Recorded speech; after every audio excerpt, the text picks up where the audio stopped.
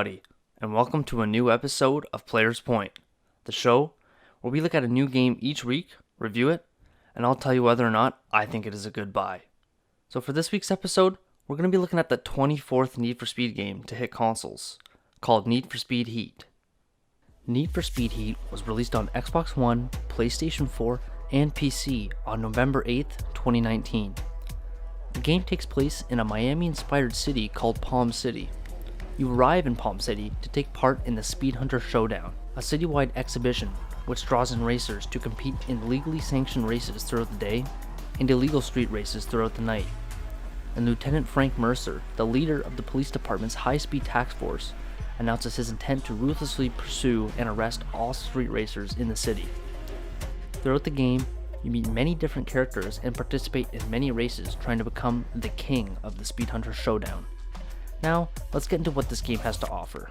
Starting off, obviously, is the cars. And this game has a big improvement over the selection of cars to choose from compared to the last few installments. It's got a good variety of cars like import tuners, muscle cars, hatchbacks, and exotics. And each car has its own unique feel and sound. And I gotta tell you, this game has some of the best car sounds I've ever heard in a game. Just listen to this.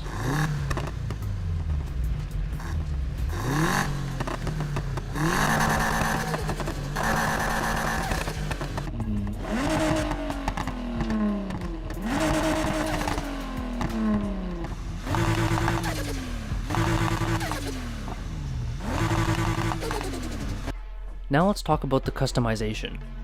Need for Speed has always been loved for its amazing customization, and this game just shows how awesome it is. There are so many things you can do to your car to really make it unique and to your own liking. I've spent hours just sitting in the garage customizing various cars. For almost every car, there is a boatload of different body parts you can put on, like front bumpers, rims, hoods, fenders, side skirts, even horns and exhaust colors. You name it, this game has it. But not only does this game shine through cosmetic upgrades, there's also so many different performance parts you can install on your car. You can choose from many different engine parts to upgrade and make your car super fast, and putting on new exhausts and turbos can change the sound of your car, making the sound match the looks of your build. I honestly think this has to be one of, if not the best, customization there has ever been in a racing game, which really makes this game stand out from its competitors. Now let's talk about the map. Honestly, I feel like this map is not all that big, but it definitely makes up for it with all the detail. There are so many different places to explore in this game, from city streets to loading docks and even canyons, and there's a lot of places to drive around and have fun with. This map fits the vibe of the game really well, and whether you're driving in the daytime or at night, the map will always look super nice, and I'll never get tired of looking at the cool lights shining in the city. Now let's look at the racing. The variety of races you can compete in this game are really cool. It truly does feel like you're actually participating in a giant racing competition. During the day, you participate in legal races, so as you race, there will be no traffic and there are barriers to keep you on track. But when you go into the night, you will get into the illegal street races. This is where it gets tough. Not only are you battling other racers to make it to the top, but you have to watch out for traffic, and a lot of the time you will gain the attention of the cops. I found it more challenging to stay clear of oncoming traffic and getting away from the cops during the night races than I did trying to beat all the other racers. So it really puts you on the edge of your seat. Overall, I think the races in this game are super well done, and it really gives you a lot of fun and action as well. Lastly, I wanted to talk about the cops. In the last couple of games, there was a lot of complaints about the cops being way too easy to escape from.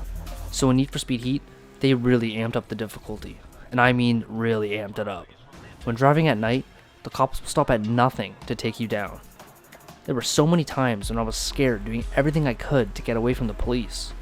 And as you play the game and do more and more races, your heat level rises, and the higher it is, the harder the cops will be to get away from.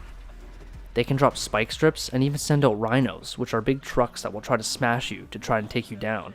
And if you get busted, then they will take away all your rep that you earned that night, and will also take some of your money, so you really gotta make sure you can escape.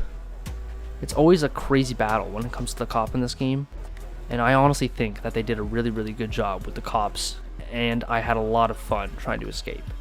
So, overall, I think Need for Speed Heat is one of the best Need for Speed games we have seen in a long while. They have made a lot of improvements over the previous games to make it super fun and exciting. There are so many things to do, and cars to buy and customize, which gives you hours of fun to be had. The only thing I wish they would do more of is add more cars into the game more often. So far, there's only been one content update for the game since launch. But that being said, the game is still super well done, and I would recommend it for anyone who loves a good action-packed racing game.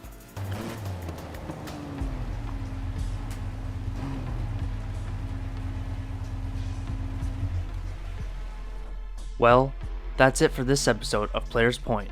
I hope you all enjoyed, and I'll catch you all in the next episode. Peace.